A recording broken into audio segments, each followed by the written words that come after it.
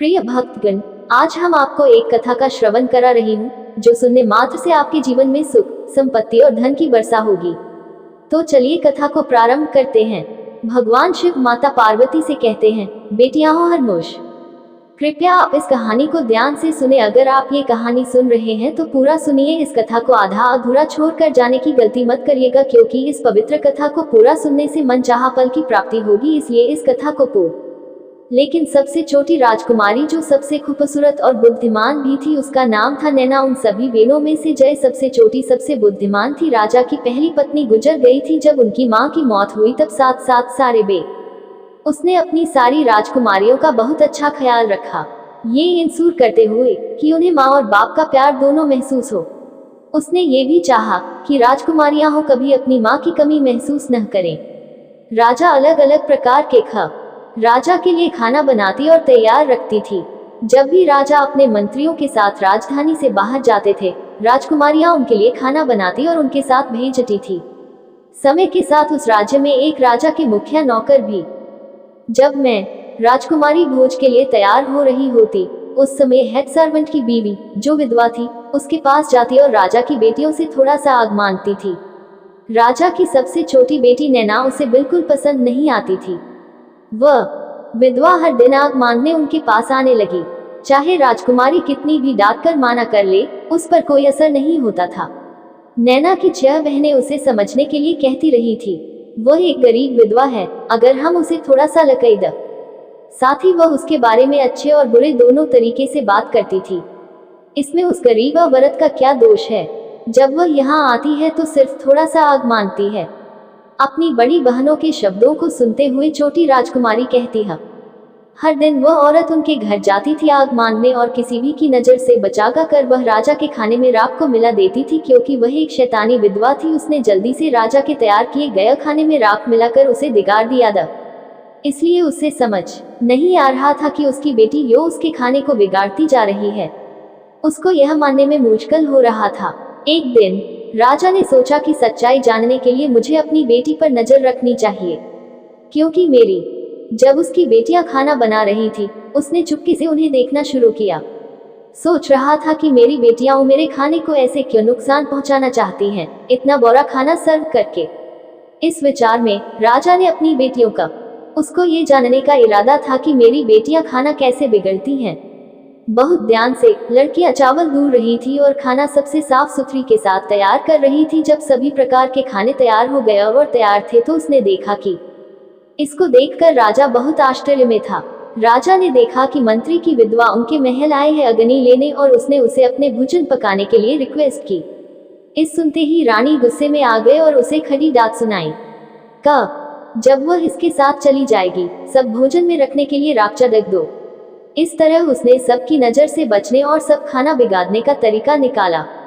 जब राजा ने देखा कि उसकी बेटियां ने बड़ी साफ सफाई और सुंदरता के साथ एक लकई लेकर खाना बनाने के बाद उसमें राख मिला दी थी, तो उसने बहुत गुस्से में आकर तुरंत अपने महल में एक अदालत बुलाई।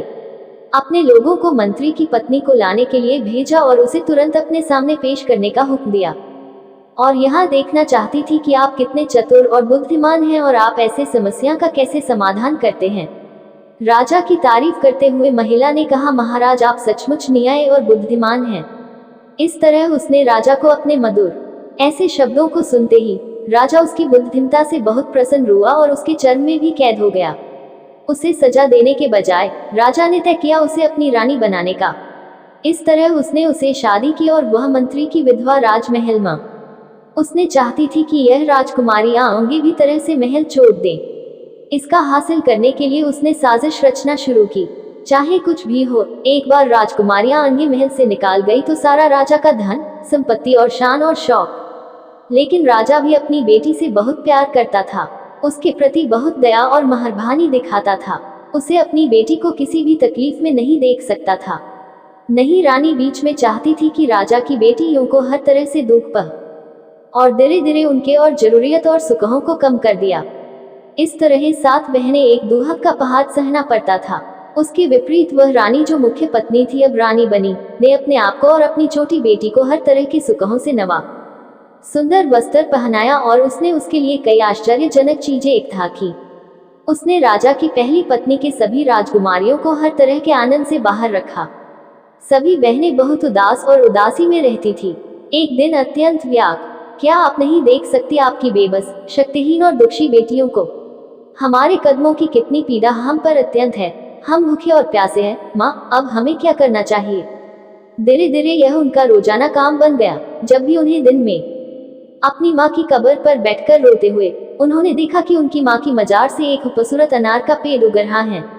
जल्द ही पेट पूरा हो गया था, ताजगी से भरपूर और स्वादिष्ट फलों से। अब सभी 7 बहनें अपनी भूख को मिटाने। अंत में स्टेप मदर ने वह निचले भोजन नहीं दिया जो पहले देती थी, और बहनें सिर्फ अनार के फलों को खाकर अपनी आप को पोषित करती रही, क्योंकि पेड़ एक अद्भुत था। जितने फल वह पेट से तोड़ते अगले दिन अभी पक्के और खूबसूरत स्वादिष्ट। 7 बहनों की सौतेली माँ को हैरत हुई कि ये 7 बहनें उनकी बनाई हुई खाने को नटो खाती हैं और नहीं उन्हें कुछ खाने को देते हैं। मैं कितनी दुखी हूँ, फिर भी वह सब इतनी खूबसूरत और स्वस्थ दिखती हैं, कोई भी बीमार नहीं लगता। उसने सोचा। अब वह एक राजकुमारी की तरह गई अपनी माँ के दफनाए स्थल पर और शुक्रिया व्यक्त किया उसके स्वादिष्ट अनार फलों के लिए। जब उसकी सौतेली माँ इसे और बर्दाश्त नहीं कर पाई तो एक दिन उसने अपनी बेटी को फॉलो करने का। तुम सब क्या देख रहे हो? ये लड़की हमारे पीछे पड़ गई है। हम सब देख रहे हैं। चलो सब मिलकर यहाँ से भाग जाते हैं। इन अनार फलों को छुपा लेते हैं, वरना यहाँ आएंगे और सब कुछ खुलकर हमारे माँ के सामने लाएंगे। हमारे अगर उसकी माँ हमें परेशान करती है तो ये उसकी क्या गलती है? इस कहने के बाद उन्होंने उसे बुलाया, उसे भी कुछ अनार फल खिलाए। अब लड़की घर गई और अपनी माँ को बताया कि सबको भूख नहीं लगी। उसकी माँ की कब्र पर एक अनार का पेड़ है। अपनी बेटी से ऐसे बातें सुनकर रानी बहुत गुस्से में आई और सोचने लगी कि उन्हें कैसे रोका जाए वहाँ फल खाने से। अगले दिन उन्होंने अपना पूरा समय अपने कमरे में बिताया। राजा उनके पास आए और उनसे उनकी उदासी का कारण पूछा। अगर कोई उसे इस भया से मुक्त कर सकता है तो वह है तुम्हारी पहली बीवी की कब्र पर वह खूबसूरत अनार का पेड़। बस वह अनार का पेड़ उस दर्द से मुक्ति दिलाने का एकमात्र उपाय है। राजा की जांच पर उसने कहा कि पेड़ को उखाड़कर उसके जब रानी की बातों को स्वीकार करते हुए राजा ने तुरंत अपने सेवकों को भेजा पेड़ को उखाड़ने के लिए, कह के पूरा अनार का पेड़, उसकी जड़, दंड और पत्ते साथ लाओ यहाँ। सेवकों ने तुरंत राजा के हुक्म को मान लिया और उसके सिर पर वह पानी से मालिश की गई और उससे पिलाया गया। इलाज के बाद एक बार क्रूर रानी ने राजा को कहा कि वह पूरी तरह से ठीक हो गई है और अब उसे बहुत अच्छा महसूस हो रहा है। जब अगले दिन 7 बहनें अपने माँ के मजार पर गई तब इसको देखकर सब परेशान हो गई और दुख भरी रोते हुए उन्होंने सोचना शुरू किया कि अब वह कहाँ जाएंगे और क्या खाएंगे जब अनार का पेड़ गायब हो गया है। अनार का पेड़ न होने से उन सबने फिर से भूख का सामना करना शुरू किया। परेशान बिस्क्रस में बदल गया। सब बहनें इसको देखकर हैरत में थी और खुशी से भर गई और थोड़ा सा मक्खन भक्षण के लिए ले लिया। बिस्क्रस अत्यंत स्वादिष्ट थे और उन्होंने उन्हें बड़े आनंद से खाया। उस दिन के बाद से हर दिन वही चमक। उन्होंने इन बिस्कुट्स खाकर अपनी भूख को मिटाया। अनार का पेड़ उखाड़ा होने के बाद भी रानी को देखकर दुहक होता था कि राजकुमारियां पहले जैसी हालत में हैं। दुष्ट रानी ने अपनी बेटी को बुलाया और कहा, मुझे नहीं पता कब फिर भी लड़कियां किसी तरह भी परेशान नहीं दिखाई देती, नहीं दुखी हैं और पतली भी नहीं हैं। वह कहाँ से खाना करती हैं, क्योंकि वह पैलेस में मैंने जो भोजन देती हूँ वह नहीं खाती। तो उसकी पता कुछ और करो। रानी, जब नैना वहाँ मक्खन से बना बिस्किट खा रही थी, उसने देखा कि स्टेप मदर की बेटी चौंक कर उन्हें देख रही है। उसने अपनी बड़ी बहनों को बताया, कहते हुए, देखो ये लड़की फिर यहाँ आई है और हमारे ऊपर नजर रख रही है। चलो इस तालाब को ढक दो ताकि वह इसे ना देखे। अगर हम उससे अपनी बिस्किट का थोड़ा सा टुकड़ा दे देंगे तो वह जरूर जाकर अपनी बदतमीज माँ को बता देगी और फिर हमारे लिए यह नुकसान होगा, क्योंकि वह बदतमीज रह। उन्होंने चीफ की बेटी को एक लजीज बिस्किट खाने के लिए दी। जब स्टेप मदर ने 7 राजकुमारियों के बीच होने वाले बिस्किट वाकया के बारे में सुना तो वह बहुत गुस्से में आई। उसने अपने नौकर बुलाए और उन्हें कहा कि रानी की माँ। राजा आया रानी के बीमारी का कारण जानने के लिए उतावला। रानी ने घोषणा की कि चाहे उसका पूरा राज्य बेच दिया जाए, लेकिन वह उसे अपनी बीमारी का इलाज करने के लिए सबसे बेहतरीन हकीम दिखाएगी और वह उसकी पूरी भ्रष्टाचार हानिकारक प्रकृति के साथ उसने धोखा दिया और कहा कि कुछ स्थायी करने की कोई जरूरत नहीं है, दवा करने के लिए सिर्फ एक छोटा सा काम काफी होगा। राजा ने सहमत होकर कहा कि वह जो भी मांगे वह पूरा करेगा, इसके लिए मैंने तुमसे वादा किया है। उसका खून मेरे सर और हाथों पर हो, इस तरह से मेरी जिंदगी उसके मौत से बच जाएगी। इन शब्दों को सुनते ही राजा को दुख और व्यथा से भरा हुआ था। यह ऐसा था जैसे उसके पैरों के नीचे से जमीन गब हो गई हो। उसने बेहोश हो गया, गिर गया और अपनी राजकुमारियों की खोज शुरू की। उसने देखा कि उसके साथ राजकुमारियां अपनी मां की मजार के पास बैठी हुई हैं। जब राजा पहुंचा तो उसने देखा कि उसके साथ बेटियां अपनी मां की याद में बैठी हुई हैं, रो रही हैं। राजा का दिल कांप उठा क्योंकि उसे उनकी बहुत मोहब्बत थी। एक तरफ थी उसकी रानी की इच्छा जिसे उसने वादा किया था, और दूसरी तरफ उसकी बेटियों की जान। उसे समझ नहीं आ रहा था क्या करें। अपनी बेटियों के साथ प्रेम से आकर राजा ने उनके लिए चावल पकाया। दोपहर का समय था और गर्मी बहुत ज्यादा थी, जिसकी वजह से सारे 7 बहनें अपने भोजन के बाद गहरी नींद में चली गई। देखकर कि उसकी बेटियां सो रही हैं, राजा चुपके से उन लड़कियों को दे। राजा संतुष्ट था, सोचता होगा कि कम से कम उनकी बेटियों की जिंदगी कहीं भी और अच्छी होगी, या तो वह अपनी स्टेपमदर के अत्याचार से बच जाएंगी और कहीं और सुखी रहेंगी, या फिर शांति से अपनी जिंदगी बिताएंगी। उसने इन ख्यालों के साथ और बार बार भगवान से प्रार्थना करते हुए राजा वहां से चले गए। वापस आने पर उन्होंने जंगल में एक हिरन को मार लिया और उसके खून को महल लाकर लगाया। उन्होंने हिरन के खून को रानी के माथे और हाथों पर लगाया। इस बीच जब राजा चला गया तो जंगल में सभी 7 बहनें जाग उठी। उसने खुद को घनेरे जंगल में अकेला पाया। जैसे ही उसने आसपास के जंगल के जानवरों के भयानक गहराइयों की चीखें सुनी, डर उस पर छा गया। उसका पूरा शरीर भयकार। उस जगह में अकेला होकर उसने अपने पिता को बुलाने के लिए अपनी पूरी शक्ति का इस्तेमाल किया। उसने यह उम्मीद की कि अपनी आवाज सुनने पर उसके पिता जरूर आएंगे, लेकिन बहुत समय तक ऐसा करने के बाद भी राजा नहीं आया। जब वे अपने राजे के लिए लौटने वाले थे, सबसे छोटे प्रिंस ने अपने भाइयों को रोकते हुए कहा कि किसी को जंगल में फंसा हुआ होगा और हमें सब मिलकर उनकी मदद करनी चाहिए। शायद कोई मदद के लिए पुकार रहा है। अब सब इस तरह जब युवा प्रिंस ने अपने 6 भाइयों को सूचित किया, सारे 7 राजकुमार अपने घोड़े पर जंगल में तेज दौड़ते हुए उन मदद की आवाजों की दिशा में पहुंचे। कुछ ही समय में उन्होंने जंगल में एक स्थल तक पहुंचे। सबसे बड़े प्रिंस ने बिल्कुल हैरान होकर बहुत जल्दी से पूछा, कैसे वह पहुंच गया और कौन थे वह लोग?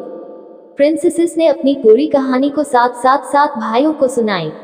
उसी वक्त यह उच्च नायक प्रिंसेस ने तय किया कि भगवान की सबसे बड़े प्रिंस ने सबसे बड़ी प्रिंसेस से शादी की, दूसरे प्रिंस ने दूसरी प्रिंसेस से शादी की, और ऐसे ही आगे। सबसे छोटे प्रिंस ने प्रिंसेस नैना से शादी की, जो सबसे बुद्धिमान और खूबसूरत थी। 7 ने एक बेटा जन्म दिया। पूरा परिवार उसके आने पर खुश हुआ। ऐसा लग रहा था जैसे बच्चे के सिर्फ एक बाप नहीं थे, बल्कि उसके 7 बाप और 7 माँ थे। सब उसके बहुत प्यार करते थे और साथ मिलकर उसे अपने बच्चे का। एक दिन 7वां प्रिंस ने अपने भाइयों को बताया कि उसे शिकार जाना है। उसे एक शिकार यात्रा पर जाना था। उसने अपनी बीवी नैना को भी बताया कि उसे शिकार जाना है। नैना और भाइयों से इजाजत लेकर उसने शिकार के लिए निकल लिया। इस खबर को सुनकर प्रिंसेस बहुत उदास हो गई। जब उनके पति कहने लगे कि वह भी वहां जाएंगे और देखेंगे कि उनके भाई के साथ क्या हुआ है, तो उनके भाई ने कहा कि वह जाएंगे और देखेंगे कि उनके भाई के साथ क्या हुआ है। और जब उनके पति वापस नहीं आए, उनके मन में ख्याल आया कि कहीं उनके पति को जंगल में कोई नुकसान पहुंचा हो या फिर उनके साथ कुछ गलत हो गया हो। धीरे धीरे और दिन गुजर गए, लेकिन कोई भी भाई वापस नहीं आया। एक दिन नैना उसने कहा कि वह एक तपस्वी है और भिक्षा मांगने आया है। सेवकों ने उसे बताया कि वह महल के अंदर भिक्षा मांगने नहीं जा सकते, क्योंकि सब राजा के बेटे अब भी बाहर हैं। उन्हें लगा कि शायद सब मर गए हैं और भिक्षा मांगने से उनकी तपस्वी होने पर एक तपस्वी को भोजन देना गलत काम नहीं है, चाहे राजकुमार मौजूद न हो। लेकिन असलियत में वह एक तपस्वी नहीं था, वह एक जादूगर था जिसका नाम कालिया था। कालिया जादूगर ने महल में छुपा गया और वहां बहुत सुंदर वस्तुएं देखी।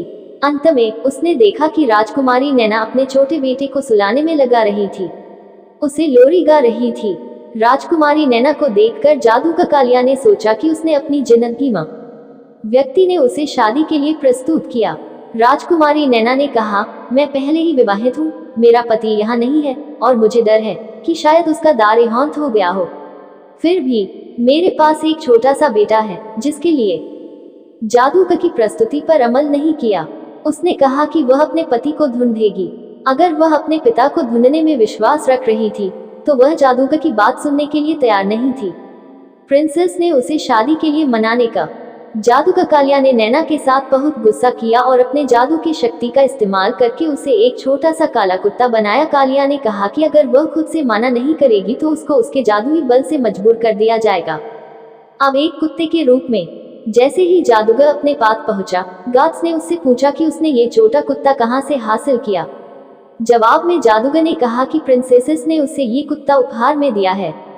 इस सुनते ही वह इधर उधर देखे लेकिन नैना कहीं नहीं दिखाई दी। उलझन में उन्होंने नौकरों से पूछा जिन्होंने उन्हें बताया कि एक आर्शी आया था और उसने कुत्ते को साथ ले गया। प्रिंसेसेस को शक हुआ कि नैना के साथ कुछ बुरा हुआ है। एक दिन एक मौसी ने उसे अपने परिवार की इतिहास सुनाने लगी। प्रिंस ने ध्यान से सब कुछ सुना। अपने माँ, बाप और चाचा के बारे में सुनकर प्रिंस बहुत उदास हो गया। प्रिंस ने अपने माँ, बाप और चाचा को ढूंढने का उत्साह भर। उसके साथियों ने सुनकर उसके पक्के इरादे को रोकने की कोशिश की। उन्होंने उसके समझाया कि अपना फैसला बदल लें।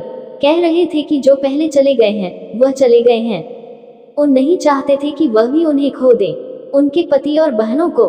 अगर यह मुमकिन हो तो मैं जल्द ही अपने माँ बाप और चाचा के साथ लौटूंगा। इन शब्दों के साथ उसने अपना सफर शुरू किया, लेकिन कई महीनों तक उसे अपने रिश्तेदारों को ढूंढने का तरीका समझ नहीं आया। आत में हजारों किलोमीटर उसने एक ऐसे देश में पहुंचा जो पूरा पत्थर से बना हुआ था। यहाँ बड़े पत्थर हर तरफ थे और उसके अलावा एक बहुत बड़ा और ऊंचा पत्थर का इमारती भी था। इसके एक तरफ एक छोटा सा घर था जहाँ एक माली रहता था। जब मैं यहाँ अपने माँ, बाप और चाचा को ढूंढने आया हूँ। एक शैतानी जादूगर ने मेरी माँ को धरा कर रूप से कुत्ते में बदल दिया और उसे धमकी देकर ले गया। इस सुनकर माली की बीवी ने कहा कि ये देश और यह जगह है एक महान जादूगर के माली। यहाँ देखे गए पेड़ पौधे और पत्थर, इनमें से हर एक जीवित वस्तु हमारे मालिक जादूगर के इस रूप में बनाई गई है। कुछ समय पहले यहाँ एक राजा आया और बाद में उसके साथ उसके 6 भाई भी यहाँ आए। जादूगर ने उन सब यहाँ एक बहुत सुंदर रानी भी है जिसे उसने इस महान इमारत में बंदी रखा हुआ है। सॉर्सरर ने उसे 12 साल तक बंदी बनाया रखा है। सॉर्सरर उससे शादी करना चाहता है लेकिन उससे नफरत है। बागबान की बीवी की बात सुनते हुए युवा प्रिंस नहीं सोचा, समझ में आया कि ये सब मेरे माँ बाप और चाचा है। अंत में इतना घूमने के बाद मैंने उन्हें ढूंढ ही लिया है। जानकारी प्रदान करें। उसने बागवान की बीवी से भीख की कि वह सॉर्सरर से उन मासूम और बेबस लोगों को बचाने में मदद करें। उसके अनुरोध को सुनते ही और मासूम और बेबस लोगों के बारे में सोचते हुए बागवान की बीवी ने उससे सपोर्ट कर इस तरह उसने अपना सहयोग युवा प्रिंस को दिया। इस प्रकार दोनों दोस्त बन गए और बागवान की बीवी ने उसे अपने रूप में बदलने को कहा। उसने समझाया कि वह खुद को बदल दे क्योंकि अगर कोई जादूगर उसे देखेगा तो वह भी उसने एक छोटी सी लड़की को देखा।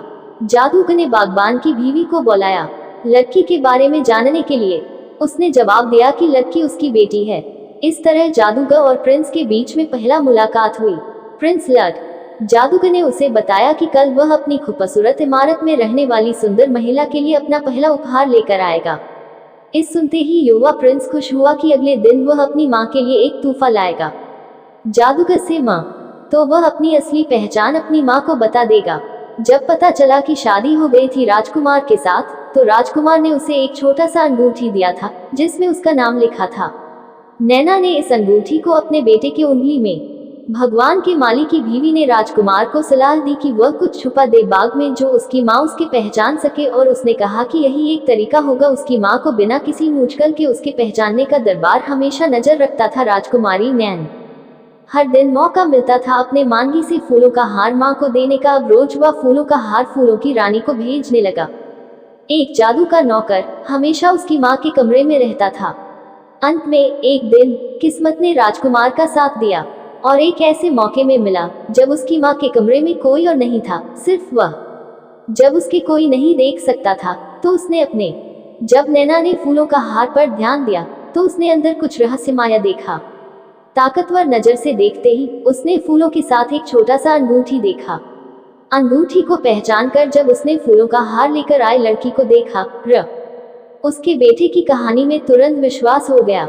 राजकुमार ने अपनी मां को बताया कि बहुत कोई के बाद उसने उन्हें ढूंढ लिया है और वह उन्हें बचाने की कोशिश कर रहा है।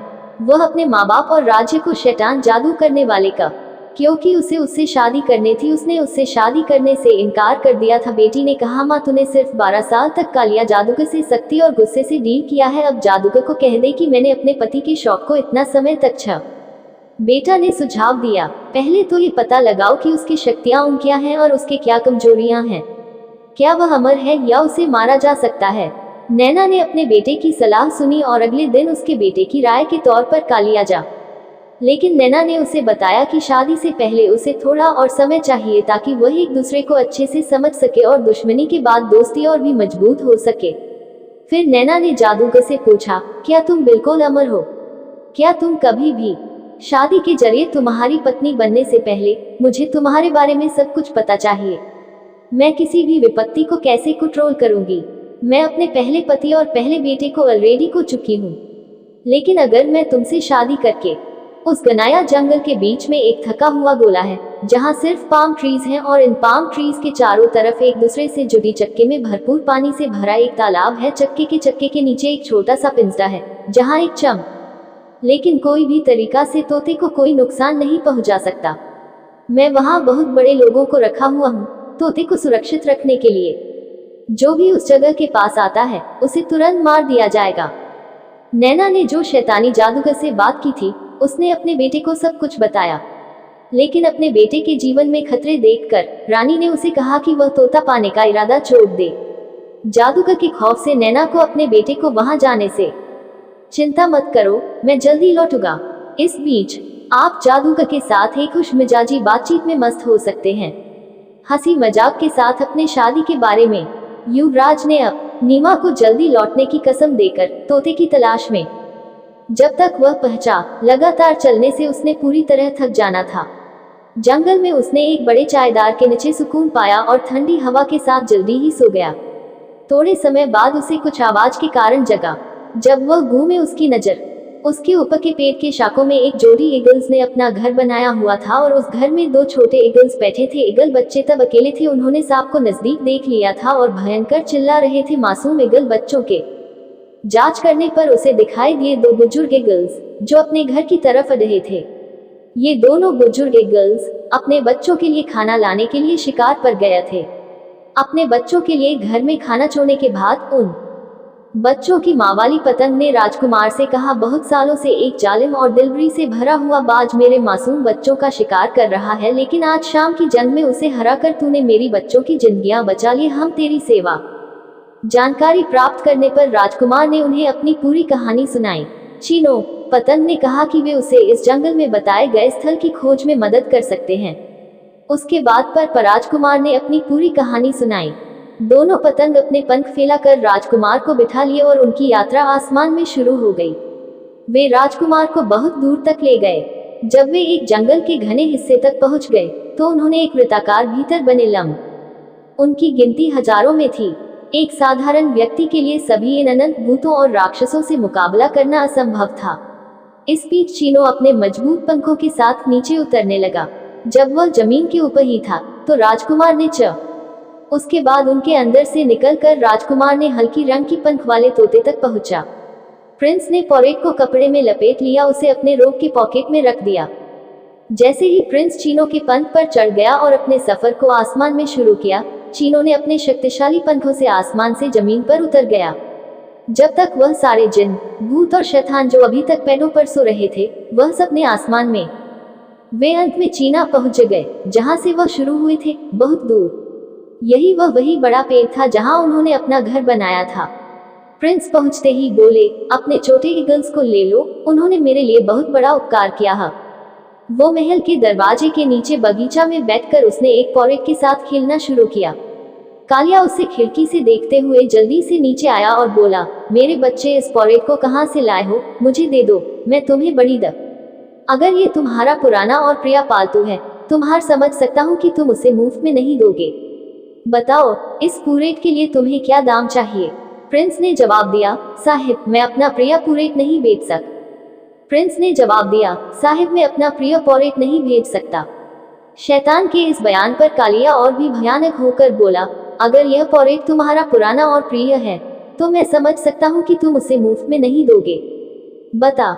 जादूगर प्रिंस के जवाब से खुश होकर बोला, अच्छा बताओ तुम्हें क्या चाहिए, मैं जरूर दूंगा। प्रिंस ने कहा, पहले उन 7 राजकुमारों को छोड़ो जिन्हें तुमने पत्थर और पेड़ में बदल दिया है, उन्हें उस जादू से मुक्त। उसके बाद नैना के पति और दूसरे 7 राजा अपने स्वाभाविक रूप में प्रिंस के सामने आए।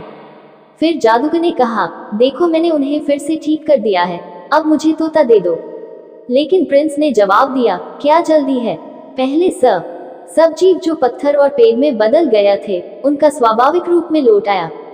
उसके बाद वह पूरा बगीचा जो थोड़ी देर पहले पत्थरों और पेड़ों से भरा हुआ था शुरू हो गया इंसानी जीवन की खुशबू से भरा हुआ। लोग हर तरफ सब जिंदा हो गए। अब जादूगर ने अपने हाथ जोड़ लिए रोते हुए और प्रिंस थ से तोता देने के लिए भीख मांगी।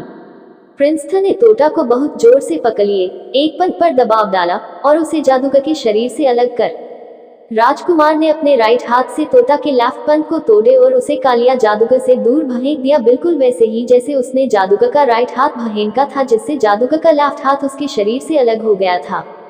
उसके बाद भी जादूगर चिल्लाता रहा, मुझे मेरा तोता वापस दे। कालिया जादूगर घुटनों पर गिर गया। फिर राजकुमार ने तोता के राइट पैर को पहले पकड़ा, फिर लेफ्ट पैर को पकड़कर उसके शरीर से अलग कर दिया। इसके साथ और राजकुमार से अपने तोता को वापस देने की भीख मांगने लगा। अब राजकुमार ने तोता के सिर को पकड़ लिया, उसकी गर्दन को घुमा दिया और तोता कालिया का प्राण उसके शरीर से चला गया। उसी समय राजकुमार ने मुर्दा तोता को जादूगर का अपनी पत्नी नैना को बड़ी इमारत से मुक्त किया और इस तरह राजकुमार अपने सारे रिश्तेदारों के साथ अपने देश की तरफ चला गया। बाकी सभी लोग भी अपने अपने घर की तरफ चले गए। इस तरह राजकुमार ने अपने माता पिता और चाचेरे और खुशी खुशी अपनी जिंदगी बसाने लगी। इतना कहकर भगवान शिव इस कहानी को समाप्त करते हैं। इस वीडियो को बोलते समय कोई त्रुटि हो तो मैं क्षमा चाहती हूँ। उम्मीद है आप सभी को ये वीडियो अच्छी लगी होगी। अगर आप शिव का